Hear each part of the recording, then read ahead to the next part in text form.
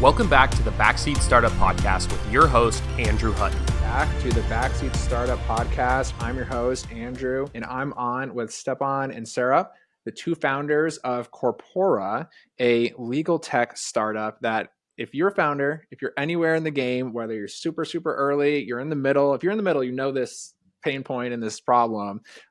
They are building technology to streamline, supercharge, and really help facilitate the way founders and small businesses and startups, I'm sure, go about doing their legal stuff. So I will let them tell much more about it. But Stepan, Serop, it's a pleasure to have you on. Thanks for joining. Thank you for having us, Andrew. Yeah, I'm excited to have a pair of co-founders. That's definitely a treat, and really excited for this because, again, as we were chatting backstage, this is such every founder who's anywhere in the game knows this pain and this feeling. So tell us a little bit about Corpora. Like, what are you guys doing? Legal tech has been around. This isn't the first try. There's been some bigger. We were just talking about Atrium. People have built novel, modern law firms in the past. They don't always pan out. So what are you guys doing and how are you doing it? What's different about your approach? Yeah. So Corpora is an all-in-one legal platform for startups. It helps startup founders and counsel, if they're already working with counsel, to get legal done, such as formation, hiring, issuing stock, fundraising, and everything in between. Just like you mentioned, legal tech has been around for a while now, and it comes in waves, right? But I think and we feel that startups have been underrepresented in this space. Like a lot of the platforms out there, they're geared towards the law firm or the later stage company or the enterprise. But the early stage startup, which is our main focus right now, has been underrepresented. So we're building a tool specifically for that contingent. And what that tool looks like is it's a dashboard, a platform that you can log on. If you don't have counsel, you'll at least get high-level guidance, insights on how to navigate your roadmap, how to navigate the founder's legal journey, feel empowered and confident as you do so. Take care of the simple stuff yourself, such as sending out a boilerplate NDA or an offer letter, utilizing the templates that we have on board. And if you do have counsel, you'll collaborate with them differently, as opposed to sort of sending out emails back and forth, trying to get stuff done. You'll do it through the dashboard, which makes it a more enjoyable ride, if I may, less friction, more lubricated, better collaboration. I have, I love this because, with day one, I've been working with founders for years now, right? Both with Human Ventures, with day one, all the things I've been doing. And I've advised so many founders, both like the simple stuff of like, when should I incorporate? Like, I can give that answer. I don't need a lawyer to answer that one.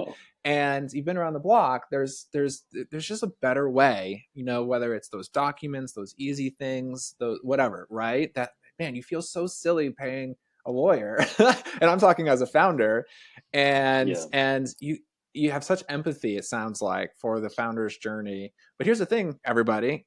Stepan is a lawyer. So it's not like he's just coming from the problem side. So tell us a little bit about the journey to get here. Where did this come from? Again, I kind of gave away the punchline, but how did this come to life? Yeah, so I've been practicing as a corporate lawyer for over 10 years, working with over 100 startups, hundreds of founders to navigate the legal journey. And through this journey, I noticed a few things. Startup law can be confusing for founders. There's no one excellent go-to resource out there that founders can consult with and sort of figure things out themselves. It's usually Google, or currently it's ChatGPT. It's also inefficiently delivered by lawyers, again, through no fault of their own, because there's no one great tool out there that would help them in one location to serve their startups. What I did as a lawyer was put together a patchwork of legal tools or technology, rather, to get a document from draft to done. And on top of that, law tends to be expensive because we have billable hours, but then we have to understand that not everything is suited for the billable hour. And so we're also advocating for the adoption of alternative fee structures, such as flat fees or subscription-based pricing. One thing that you mentioned that I want to definitely touch upon is, sometimes it does seem silly to pay lawyers a lot, but one caveat there is you definitely want to have access to a competent counsel from day one. But the problem here is this, Andrew, the core of the problem. I feel like there's this dichotomy in the way people think about legal today, startup legal. You have one camp saying, you know what, don't pay lawyers anything in the early stages. Do it yourself. You'll get it done yourself. But then you run the risk of screwing up big time, which is normally the case. And then you have the other camp, normally people who are, if I can put it this way, maybe from a more traditional legal background, conventional lawyers who say, pay lawyers for everything from day one, but then you run the risk of breaking the bank. What Corpora is doing is balancing things out. For the simple stuff, you might be well off with maybe a 5-minute check-in with a lawyer. You don't have to pay exorbitant prices for that. For the complex stuff, you do need a lawyer to be hands-on from the get-go. So that's what Corpora is doing. I like that approach. Yeah, it's always a balance. It's always a balance. I see founders yin yang back and forth, and it's hard to find the balance, right? And so having technology, having a platform designed for, like you said, the founder can use Corpora before they even have legal counsel, right? And so again, I'm not even super intimate with the tool at all, but I can just imagine because the steps that I've been on, whether it's getting documents in one place, whether it's going from email to having more of a dashboard interaction, all the things that I know you're thinking about, I'm like, yes, this is the way. So tell us a little bit more about like the state of the union, like how long has Corpora been in existence? Where are you going next? Can people sign up? Right? Again, people are listening to this. What's the, we'll do all the CTAs at the end, but like, where are you in the journey and what's coming next for y'all? Yeah. So we have been developing the software for some time, a few months now, and we went live last month. So you currently can go to our website, corpora.us, and sign up for free. We have a free tier, and then you move on once your company grows. And what we currently provide is our 3 main services. One are the templates which Stepan mentioned, so you can find all or mainly the necessary templates you will need. Maybe 90%, 95% are over there. All are vetted templates used by Stepan during his practice. And we have our legal drive, so you can upload your documents and just check the legal health of your company. What are you missing? In case you are missing something, the system will tell you about it. So as Stepan mentioned, you will not screw it up in later stages once you go for a price round or something like that. And we also have a chatbot, which is trained on a vast data set. We train it particularly on startup law information. So you can get very crisp, actionable, short to the point answers compared to GPT, where it might be a bit long and it refrains from answering direct questions just to make sure that they are not sued in the future. So rather than searching for a particular topic for hours and hours, you can just go to the chatbot, ask your question, and get a clear answer for that. I literally don't know why every founder wouldn't sign up right at this moment. It sounds like every single one of those challenges, Google things, have your docs in a single place and have those like templates, right? I mean, even if you've already been using some templated like employment thing or contract thing, go get a second opinion. Sounds like exactly. Basically right in front of you. Plus, like once you get a good template, you're in the driver's seat. So that's really exciting. Sounds like you're starting at not just home base with like what founders need, but like really where the pain is, and are building around them. So that's super exciting. We'll come back and make sure everyone can find you on the webs and on the CTAs and stuff. But now that you, our audience, the world, know about Corpora, Stepan and Serop, let's get into the meat and potatoes of the Backseat Startup Podcast, why it's called that, because we're about to give you some advice from 3 founders on the internet, or 3 founders answering questions. Oop, I tried to do the wrong screen share. We're going to go into the Wild West that is Reddit. So I'm going to jump over here. And we're going to pull up the startups thread. I've already been scrolling a bit just to try to find us something slightly more interesting than not. This is, I just love this because it's just a true cross section of what are people actually feeling. So mobile app development pain points. Okay, let's go through a few and see if one jumps out. That doesn't sound like, I don't know. You guys tell me. How to find online Are we looking for communities. like legal related topics, Legal questions, posts? Yeah. would be like, chef's kiss. It'd be like perfect. But as two founders who are just building a business, building a startup, we can probably just take one that. How does one blog? Sure. That's like two, whatever. Today's episode of the Backseat Startup Podcast is brought to you by SeedScout. SeedScout is a cold outreach alternative that relies 100% on an autonomous double opt-intro system. Log in, pick a plan, and request intros to investors at ease. On SeedScout, know what investors are active, which ones have recently engaged, and send intro requests to ideal investors with a click of a button. Once connected, carry on the conversation over email and feel free to take it off platform. Now, back to the show. All right, here's one. Okay, maybe we'll go here. I did have this one picked. So, struggling with getting my first customer. I'm actually not even going to read this. I'm going to use this more as like a prompt for myself, because I know you just told me that you're live as of a month ago. You have dozens of users, paying customers are starting to come in. You've just done this. You've just gotten your first real customer. So again, like as Teto says, I'm struggling really hard to get my first different kind of business model. That's fine, right? But it's always a moment when that first customer comes through. What are some of the things you guys have done to go from zero? We won't say 0 to 1 in the I'm too much of a stickler for the language here, but from 0 to 1 customers, what are some of the things that you guys have been doing? And what are some of the advices that you've either heard or maybe you could give for folks trying to get that first buck in the bank? Yeah. I'm not, this is a pain shared by, I would say, any business, right? Startup, non-startup, progressive, traditional, you name it. A few things come to mind, Andrew, and dear live_storage 1480. It's a matter of, first of all, personal networks, right? Start off with personal networks. I started Corpora having a list of clients that I introduced Corpora to. They were early users, gave excellent feedback, and eventually will become customers as well. Social media, putting the word out there, developing content for people to use.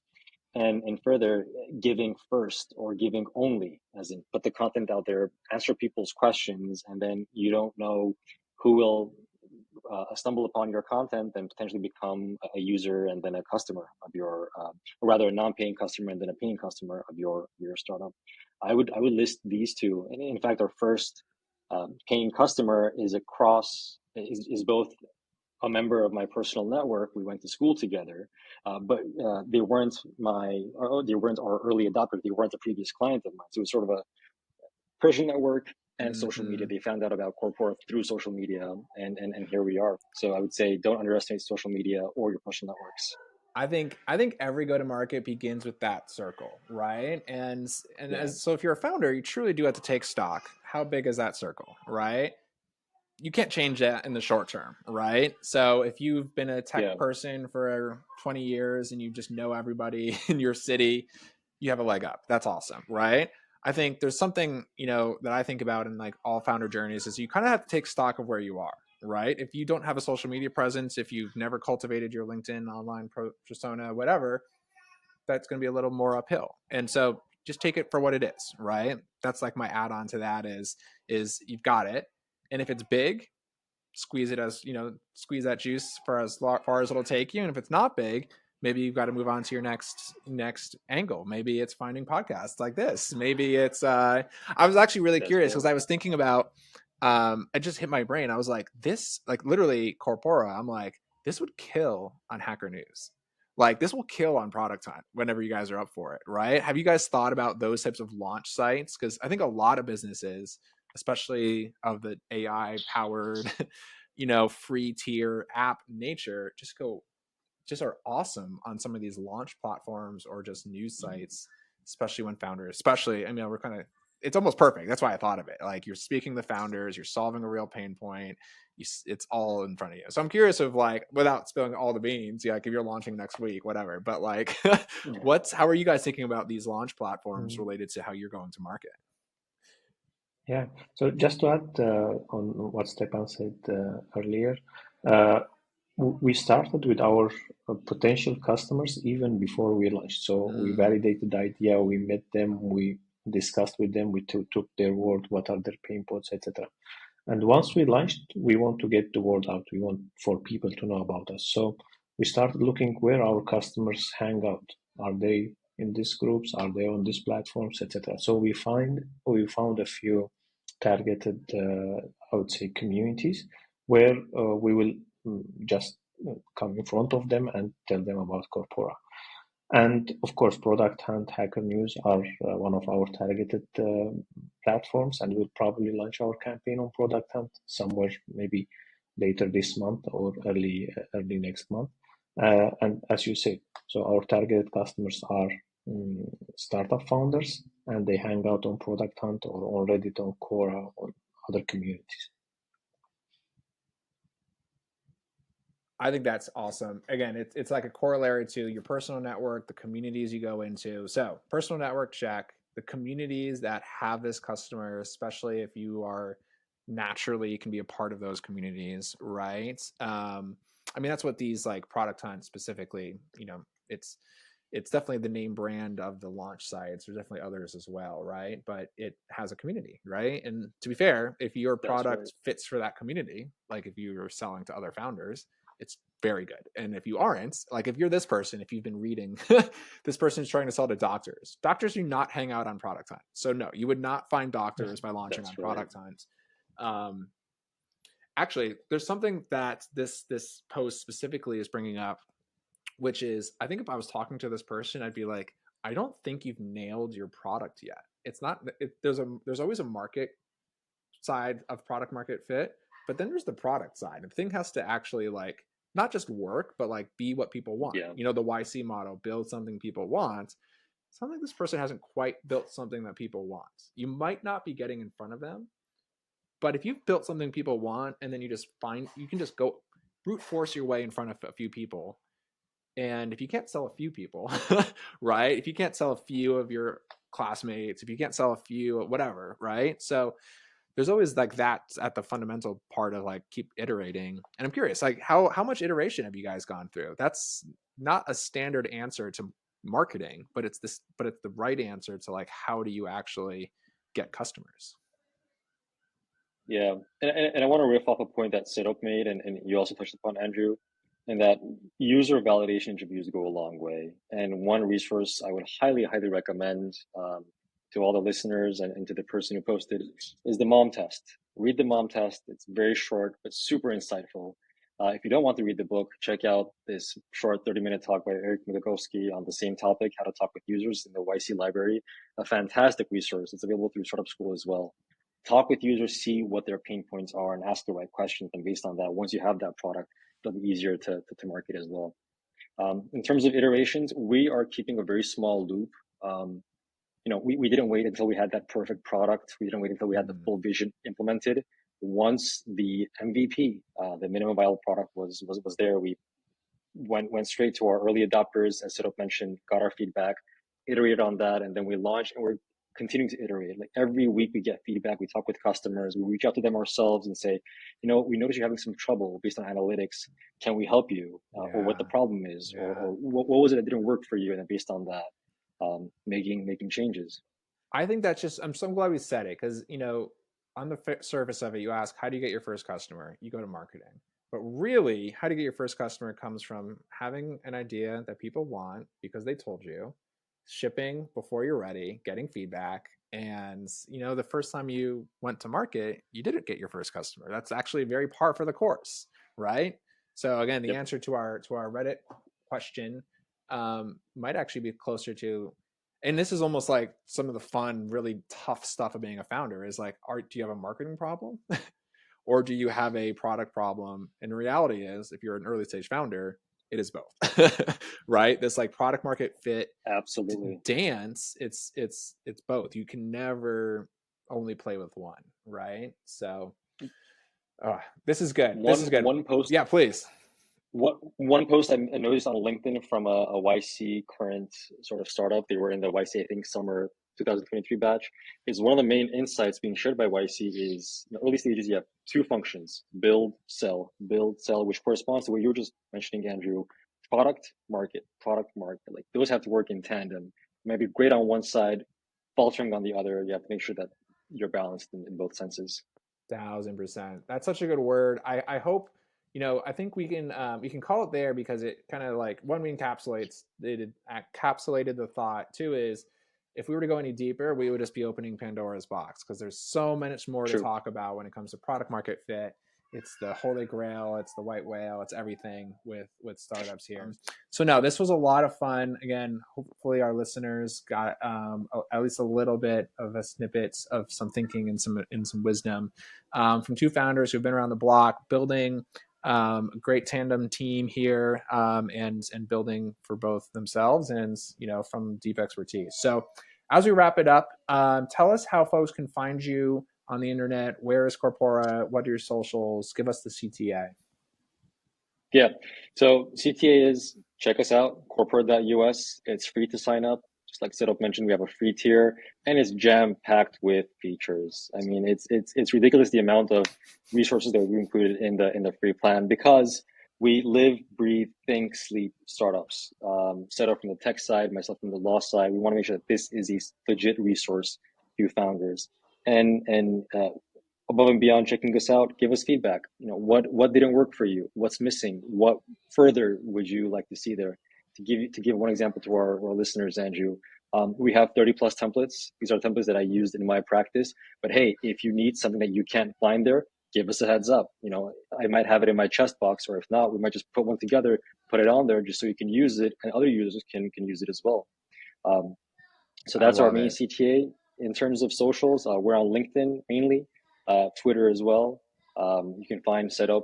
His full name is Serop. Mine is Stepan Khzrtian, and Corpora.us, I believe, is our LinkedIn name. That's the main place where people can find us. Perfect. Get them. Yeah. I mean, seriously, if you're listening to this, give it a rock, because there's literally zero downside, and there's a lot. I'm sure there's value for almost every founder here. So with that, thank you, Serop. Thank you, Stepan, for joining us on the Backseat Startup Podcast. This was a lot of fun, tons of value, and I'm really excited for where you are in your journey. I love that this is use the products and give us feedback. That's my favorite kind of founder to talk to. You're just in the messy middle. So with that, we'll call it. Thank you, everyone, for listening. Thank you both for joining. Have a great one. Thank you. Thank you, Andrew. Thank you, guys. The Backseat Startup Podcast is brought to you by StartupStage, formerly known as Startup Founder Daily. StartupStage is the place to showcase your startup and compete for features across our channels. Each week, users can vote for their favorite startups. The top 3 companies, as determined by the votes, are then selected for special features across our blog, podcast, newsletter, and social media platforms. Hit the link in the description below to apply.